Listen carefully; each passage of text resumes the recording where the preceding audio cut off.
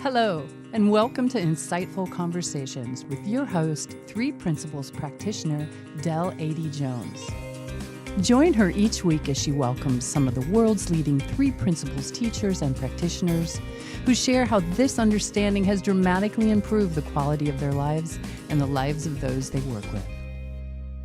I am so thrilled to have as my guest today, Natasha Swerdloff. Natasha lives in Denmark, where she specializes in coaching, leadership training, communication, and consulting on a managerial level. She has been part of a wide range of successful changes in organizations at home and abroad. Natasha is also the co-author of the book Coming Home with Dr. Dicken Bettinger, and she now teaches seminars and speaks at conferences all over the world about the understanding known as the 3 Principles. When she's not busy running around the globe sharing this understanding, she can be found at home with her husband, John, enjoying spending time with friends and family, cooking and gardening, and riding her Harley Davidson. Hi, Natasha. Welcome. That was a surprise to me. I didn't know you rode a Harley. Oh, yes, I love it. Yeah, that's great. It's a summer thing in Denmark. Yeah. Does a lot of people ride? I wouldn't say a lot, but it is really a summer thing because it gets so cold in the winter. Yeah, so from April to October we ride. Okay, sounds fabulous. Maybe if I visit you, I'll have a go. Oh, yeah, absolutely. That's so great. Well, I can't thank you enough. I know that we've just come off an amazing 4-day retreat in Malibu that you were a part of with Dr. Dicken Bettinger again and Michael Neal. And the subject was so profound, the silent mind, beautiful feeling. And it's been lingering. I still feel that. And I just wanted to continue that conversation. But before we go there, I want to know how you first came across the principles. I know you'd been on a spiritual journey for quite a while. So how did you come across the principles? I have been on a spiritual journey since I was probably 12. Yeah. So I came to the principles in June of 2012. Mm-hmm. A friend from England invited me to a weekend seminar with Michael Neal. It was a 3-day coaching seminar. And at first I came to it and I was looking for what I knew already. Mm-hmm. So on the surface level, the 3 principles could look like NLP or positive thinking or mindfulness. On the surface level, It looks like things that I'd come across before. But I was seeing things during the weekend that I couldn't explain. So Michael Neal would be coaching people and they would have these huge transformations. I couldn't tell what was going on. Really? And it intrigued me. Mm-hmm. So that kept me going in this kind of conversation. So then I started taking trainings with other people. I met Dr. Dicken Bettinger in 2014, and that really, for me, made a shift in terms of how I understood this. And the thing that's the bridge for me that I was lacking from a lot of the other systems I've been into is one of the seeing how thought is sort of the missing piece, understanding how thought is what creates all of our experiences. Yeah, that's so interesting you should say that, because I also feel that in the 3P communities, sometimes there's so much emphasis put on, that we live in the feeling of our thinking, that we sort of almost we ignore that part that I think you speak to so beautifully, and which I see as the foundation of why we get to sort of relax and trust this whole process, which is more around the consciousness part of it that you bring to the conversation. Yes. So tell me more about how I know you work in big businesses. And I've always got this thing of, it's my thinking, but I tend to think that maybe CEOs are very reliant on their intellect and their it seems to me that they would be almost like, how do they open up to this sort of silent mind, beautiful feeling? How do you get across to somebody that would maybe just say, what are you talking about? Well, first of all, intellect is wonderful. Yeah. We couldn't get from A to B without our intellect. We really need it, and we need it in business. But what they immediately realize when I speak to them about it is that where their creativity is coming from, where their peace of mind is coming from, where motivation and inspiration is coming from, is not from their intellect. Mm-hmm. So I often ask them questions and to help them realize, my best ideas do not come from sitting at a meeting brainstorming. It actually comes from being in the shower, walking my dog, going for a ride on my bike or something. Or waking up in the middle of the night. And it's like that light bulb moment. That's my favorite. Why do I have to wake up at 3 o'clock every morning to get those wonderful insights? Yeah, but it's between 4 and 5 for me. So. Yeah. So, I keep it practical. I keep it ordinary. And then they just go, oh, yeah, well, that makes sense. Yeah. It's like we're speaking about something that's so real and it's so ordinary that everybody can recognize it. A 5-year-old can recognize it, and a CEO of a huge company can recognize it. I don't clothe it in sort of mystical, spiritual clothing so that it looks like something that they don't want to deal with. I make it really practical and easy for them to understand. Yeah. So so I love that, and that's because a lot of people they haven't explored that spiritual part of life, and I think it could be a little bit of a turn-off if you start talking too much about. So what words do you use? I mean, we use words like wisdom, mind, and things like that. So in a business setting, what words do you do to sort of have it come across in not such of a spiritual way? Well, everybody thinks. Yeah. Right. That's the first principle. It's thought. It's the power behind our thinking, behind our personal thinking. Everybody is aware. You can say to anyone, "Are you aware right now?" And they go, "Yep." Yeah. Okay, that's awareness. And then everybody has this deep sense that there's an intelligence behind life. I've rarely met somebody who says, "No, I don't believe that." Yeah. We all have a sense that what is it that makes babies grow and flowers grow and turn towards the sun and makes birds migrate and so on and so forth. So we're speaking about something that's so easy to understand that everybody goes, "Oh, yeah. Is that it?" Yeah, it is.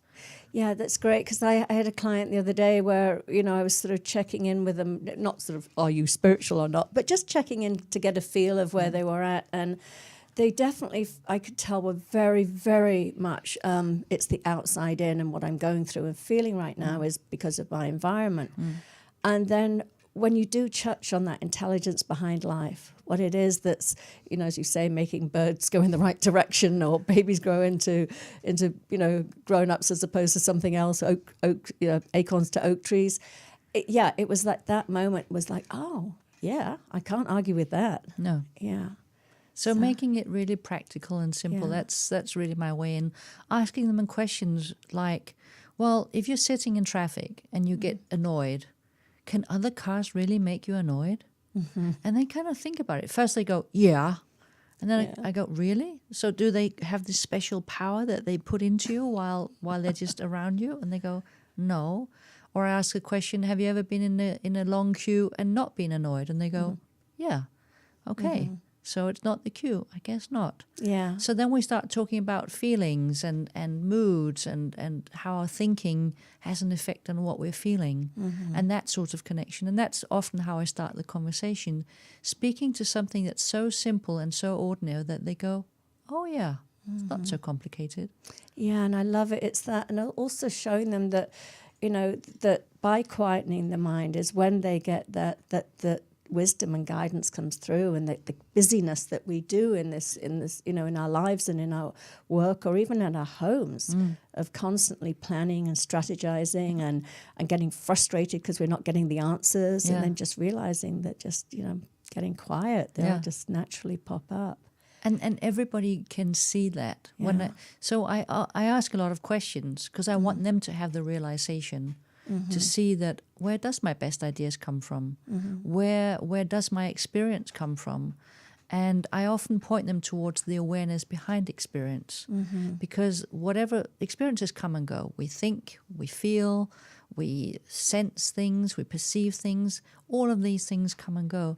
But there's something that doesn't come and go, which is the awareness behind it.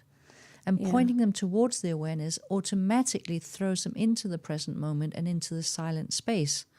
And then when they start being in this silent space, this is where they themselves can point towards where ideas come from. So now I can speak about wisdom and how that guides them.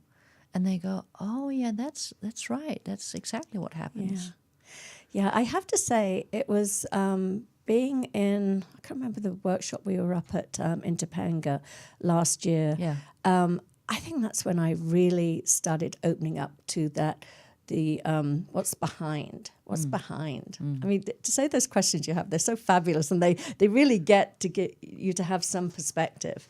Well, the first question I sort of ask people is, what is creating your experience? Pointing towards this amazing power of thought that has this infinite possibilities of thinking anything. And that creates all of our experiences. Yeah. And then my second question is, what is aware of your experience? What is this awareness that is aware of experience but is untouched by it? Just like a screen is untouched by any movie that's being played on it. Yeah. The screen doesn't care if it's a romantic comedy or if it's a horror movie. It doesn't get frightened of it. It doesn't get scratched or broken. It can play anything. And that's awareness. Anything can be shown on the screen of awareness without awareness being touched by it. So that people, when they start seeing that, they go, oh my gosh, that's a part of me, this awareness. Whatever's gone on in my life, good and bad, for all of us, there's something in me that's untouched by anything. And that's really a very powerful thing to start realizing. Yeah, I was aware of that to a degree. I think when you've had some type of abuse, it's helpful to think that there's a part of you that was never touched by that and is not broken by it or scarred by it. But I think when you, for some reason, it just went another much deeper level when you started, asking those questions. I was really like, okay, I can feel this. I can feel me stepping back and being more of the witness. Yeah. And then there's a last question as well, which has to do with this power behind all of life, this intelligence behind all of life, seeing that there's something that's living us. There's something that's constantly beating our heart and making our whole body move and our ability to think and all of these things. That's an intelligence that is constantly living us, carrying us, holding us. So when we look for happiness outside, it's as crazy as the wave saying, I wonder if there's an ocean somewhere.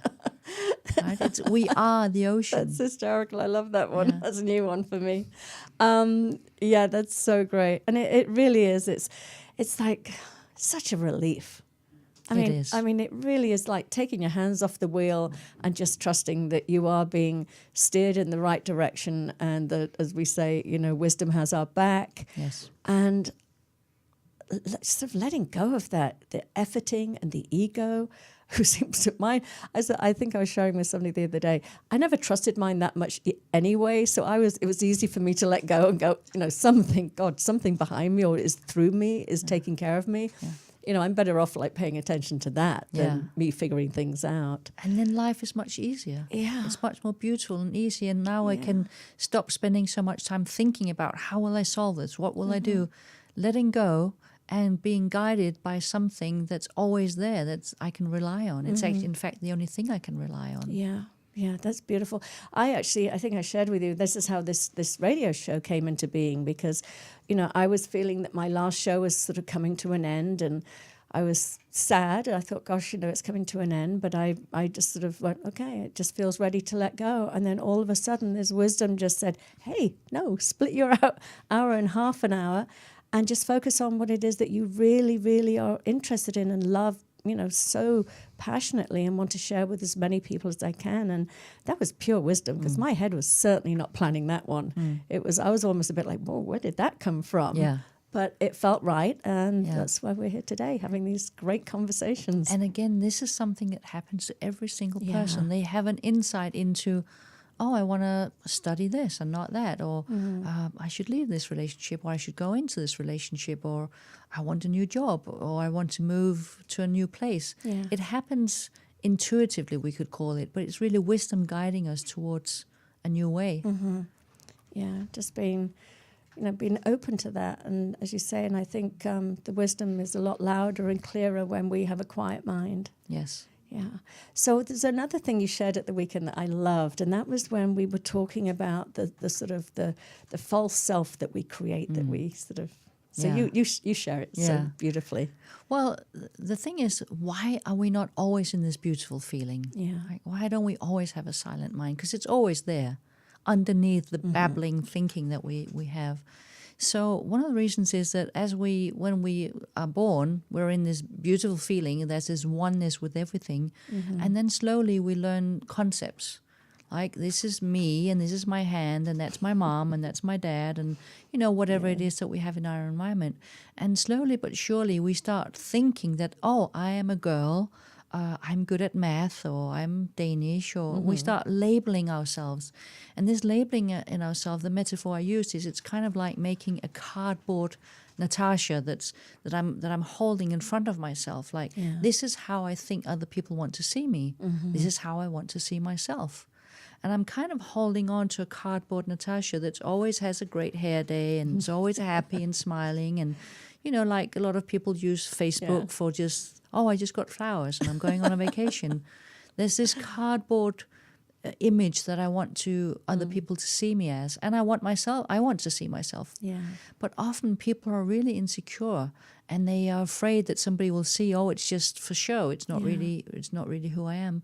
And holding on to this cardboard, it's hard work. You're holding on and your knuckles are getting white because it's really hard work maintaining this image that you have. And when people start realizing that who we are is not a label, who we are in essence doesn't have a certain way of looking. It doesn't care if I have a bad hair day. Yeah. There's something inside that has no preference for math or anything. It just is. It's the true being, our true nature. So once we realize that and we let go of this cardboard false image, it's just most people can feel it almost physically in their body. Oh my gosh, what a relief not having to cling on to this. Yeah. So it's very powerful for people to see. Exactly. And I think for me too, I think I shared with you that, I was always repainting, redressing, redoing my image dependent on who was looking at it. Yeah, Does this please you? Yes. Is this what you want to see? And I mean, of course, there's no real self in that. No, in personal relationships, now I'm with my parents. Now they want to see the sweet little girl. Now I'm with my partner. He wants to see this. And now I'm at the work. My boss wants to see this image, and it's hard work. And it's hard work, and it creates separation. It does. Because you can't even see the other person when you've got this big cardboard cutout in front of you. So it in a way, it falsely gives us a sense of separation, whereas when we all throw down the cardboard box, the cardboard image, we're just us. Yeah. And we're the same. And I shared also with you earlier that following from the weekend, because what I love about these retreats and things is that the insights just keep popping. And today, I was just so aware of this sort of image of perfection that I was working very hard at trying to present, failing miserably most of the time, but just like it was so funny to me that I thought that my humanity was my imperfections. And I just thought, that is sort of the epitome of abandoning yourself. Yeah. It's like, I was just human. Yeah. But I thought I had to hide it and disguise it and, cover it over with that cardboard cutout. Yes. And it's such a relief to just join the rest of the human race and just be real and, and just honest with who we are and what's going on in our lives. Exactly. And that's what I love about this understanding so much. It's not that we're trying to, self-improve or get something or gain something. It's just the letting go. It is. And actually on that note, I want to talk about how you came to write the book with Dr. Dicken Bettinger, because that really was the same thing. It was the letting go and the coming home. Yes. So how did that come about? Well, I met Dicken in 2014 at a conference in London, and 2 weeks later I went to Sweden to do a weekend seminar with him. And after that I asked if he would be my mentor. So we started a mentorship program. And 4 weeks in, we'd written a lot of emails back and forth, because each week when we spoke, I would write him an email of my reflections and he would write back. And I think after 4 weeks, we had like 40 or 50 emails between us, and they were deep conversations. So on our fifth conversation, I said, Dicken, and I was kind of frightened of asking him, because here's this man who's been in this understanding for more than 30 years, and I was a newbie. Yes. I said, Dicken, this is kind of looking like a book. But again, my wisdom was informing me about this. Yes.